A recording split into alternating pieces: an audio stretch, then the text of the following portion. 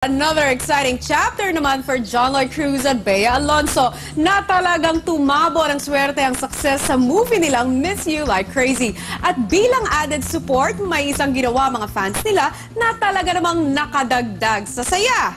Now na! Looking forward to new chapters of their team-up. Mga fans ni Bea at John Lloyd nag-sponsor ng isang screening ng Miss You Like Crazy. Isa na namang box office success ang pelikula ng blockbuster tandem ni John Lloyd Cruz, Bea Alonzo at Direk Cathy Garcia Molina na Miss You Like Crazy. And to show their support, ang fans club nilang Lovers nag-sponsor pa ng isang block screening. Gusto ko lang magpasalamat sa Lovers dahil sila yung responsable sa pagkakaroon ng block screening tonight. Sa lahat ng supporters namin talagang from day one sumuporta sa amin hanggang ngayon. So maraming salamat talaga.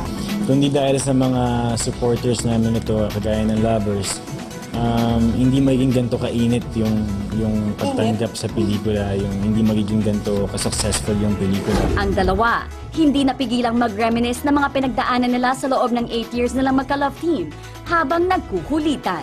It's a good time to count your blessings and appreciate what you've accomplished. Kayong dalawa as a tandem, bihira yung tumatagal ng gantong katagal. At after 8 years, tinatangkilik pa rin kayo. Kagaya na ang sinabi niya, ang dami niyang pinagdaanan eh. Sinisingot. Baka naman masingot mo ako.